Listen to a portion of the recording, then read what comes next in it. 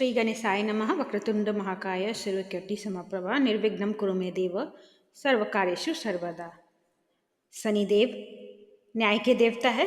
शनिवार का दिन शनिदेव को प्रसन्न करने के लिए विशेष महत्व का दिन है।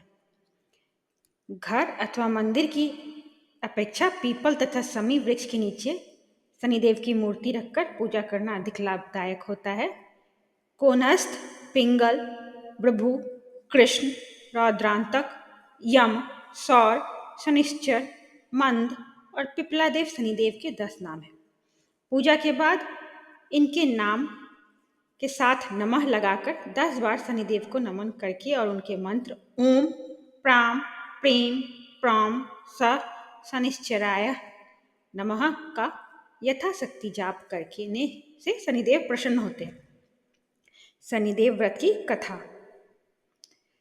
एक बार सूर्य, चंद्रमा, मंगल, बुध, बृहस्पति, शुक्र, शनि, राहु और केतु 9 ग्रहों में आपस में विवाद हो गया कि हम सब में सबसे बड़ा कौन है। सब अपने आप को बड़ा कहते थे। जब आपस में कोई निश्चय ना हो सका तो सब आपस में झगड़ते हुए इंद्र के पास गए और कहने लगे, आप सब देवताओं के राजा हो, इसलिए आप हमारा न्याय करके बताओ कि हम 9 ग्रहों में सबसे बड़ा कौन है। राजा इंद्र इनका यह प्रश्न सुनकर घबरा गए और कहने लगे कि मुझ में यह सामर्थ्य नहीं है जो किसी को बड़ा या छोटा बतलाओ। मैं अपने मुख से कुछ भी नहीं कह सकता। हाँ, एक उपाय है। इस समय पृथ्वी पर राजा विक्रमादित्य सबसे अच्छा और सटीक न्याय करने वाला है, इसलिए तुम सब उन्हीं के पास जाओ, वह सही निर्णय कर देंगे। इंद्र के ये वचन सुनकर वह ग्रह देवता भूलोक में राजा विक्रमादित्य की सभा में आकर उपस्थित हुए और अपना प्रश्न राजा के सामने रखा। राजा विक्रमादित्य उनकी बात सुनकर बड़ी चिंता में पड़ गए कि मैं अपने मुख से किसको बड़ा और किसको छोटा बतलाऊं। जिसको छोटा बतलाऊं वही क्रोध करेगा। उनका झगड़ा निपटाने के लिए राजा ने एक उपाय सोचा।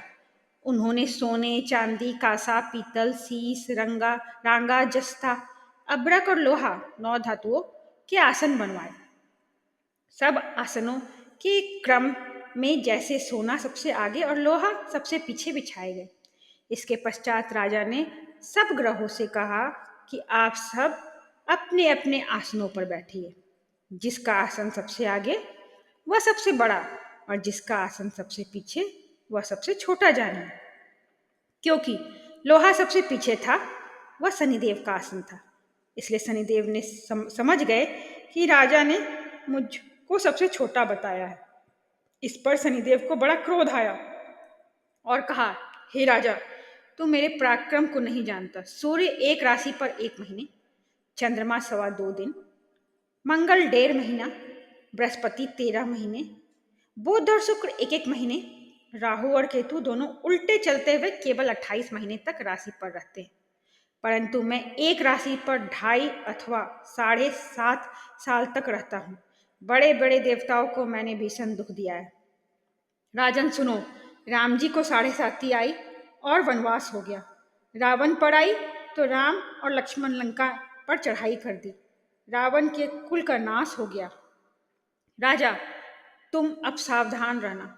राजा ने कहा, जो कुछ भाग्य में है देखा जाएगा।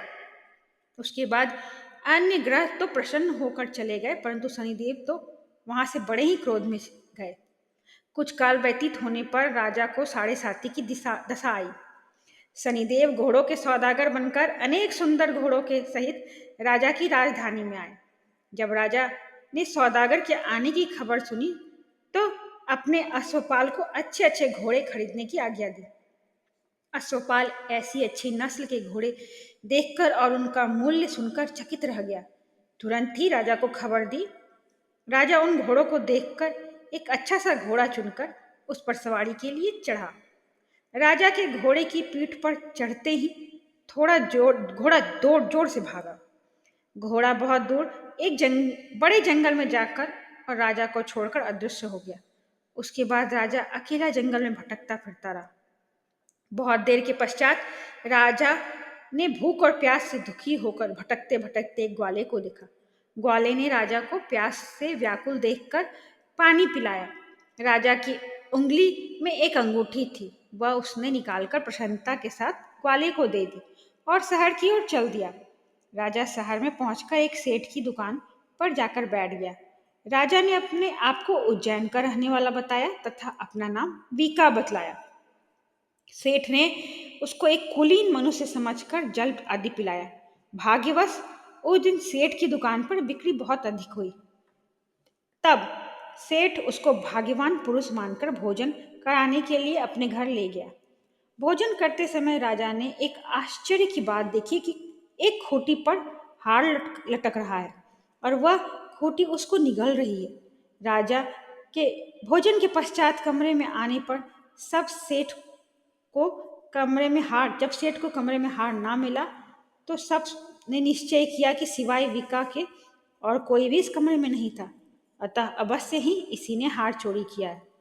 परंतु विका ने हार लेने से मनाही की। इस पर 5-7 आदमी इकट्ठा होकर उसे फौजदार के पास ले गए।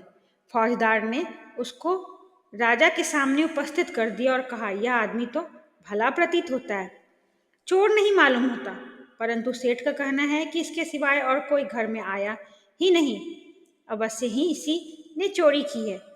तब राजा ने आज्ञा दी कि इसको हाथ पैर काटकर चौरंगिया किया जाए। राजा की आज्ञा का तुरंत पालन किया गया और विका के हाथ पैर काट दिए गए। अब राजा विक्रमादित्य अपाहिज होकर दर दर की ठोकरें खाने लगा। कुछ काल व्यतीत होने पर एक तेली उसको अपने घर ले गया और कुल्हू पर बिठा दिया।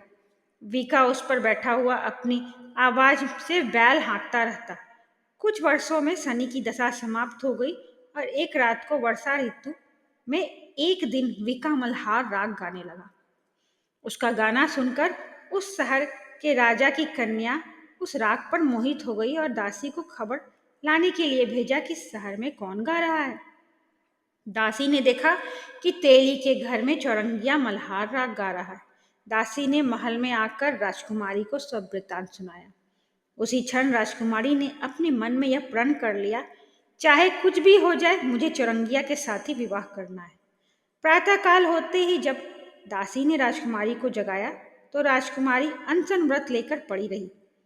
तब दासी ने रानी के पास जाकर राजकुमारी के न उठने का वृतांत कहा। रानी ने तुरंत ही वहां आकर राजकुमारी को जगाया और उसके दुख का कारण पूछा। तब राजकुमारी ने कहा कि माता जी, मैंने यह प्रण कर लिया है कि तेली के घर में जो चौरंगिया है उसी के साथ विवाह करूंगी। माता ने कहा, पगली, क्या बात कर रही है? तुझको किसी देश के बड़े राजा के साथ परणाया जाएगा। कन्या कहने लगी कि माता जी, मैं अपने प्राण प्रण कभी नहीं तोड़ूंगी। माता ने चिंतित होकर यह बात राजा को बताई। जब राजा महाराज ने भी आकर यही समझाया कि मैं अभी देश देशांतर में अपने दूध भेजकर सुयोग्य रूपवान एवं बड़े से बड़े गुणी राजकुमार के साथ तुम्हारा विवाह करूंगा, ऐसी बात तुमको कभी नहीं विचारनी चाहिए। कन्या ने कहा, पिताजी, मैं अपने प्राण त्याग दूंगी परंतु दूसरे से विवाह नहीं करूंगी। इतना सुनकर राजा ने क्रोध में भरकर कहा, यदि तेरे भाग्य में ऐसा ही है तो जैसी तेरी इच्छा वैसा ही कर। राजा ने तेली को बुलाकर कहा कि तेरे घर में जो चौरंगिया है उसके साथ मैं अपनी कन्या का विवाह करना चाहता हूँ। तेली ने कहा कि यह कैसे हो सकता है? कहाँ आप हमारे राजा और कहाँ मैं नीच तेली। राजा ने कहा, भाग्य के लिखे को कोई नहीं टाल सकता। अपने घर जाकर विवाह की तैयारी कर। चौरंगिया विक्रमादित्य के साथ राजकुमारी का विवाह कर दिया गया। रात्रि को जब विक्रमादित्य और राजकुमारी महल में सोए हुए थे, तब आधी रात के समय शनिदेव ने विक्रमादित्य को स्वप्न दिया कि और राजा से कहा, कहो, मुझको छोटा बताकर तुमने कितने दुख उठाए। राजा ने क्षमा मांगी। शनिदेव ने प्रसन्न होकर विक्रमादित्य को हाथ पैर दिए। तब राजा ने कहा, महाराज, मेरी एक प्रार्थना स्वीकार करें। जैसा दुख आपने मुझे दिया है ऐसा किसी को ना देना। शनिदेव ने कहा, तुम्हारी यह प्रार्थना स्वीकार है। जो मनुष्य मेरी कथा सुनेगा या कहेगा उसको मेरी दशा में कभी किसी प्रकार का दुख नहीं होगा और जो नित्य मेरा ध्यान करेगा या चींटियों को आटा डालेगा, उसके सब मनोरथ पूर्ण होंगे। इतना कहकर शनिदेव अपने धाम को चले गए। जब राजकुमारी की आंख खुली और उसने राजा के हाथ पांव देखे तो आश्चर्यचकित रह गई। राजा ने अपनी पत्नी से अपना समस्त हाल कहा कि मैं उज्जैन का राजा विक्रमादित्य हूँ। यह बात सुनकर राजकुमारी अत्यंत प्रसन्न हुई।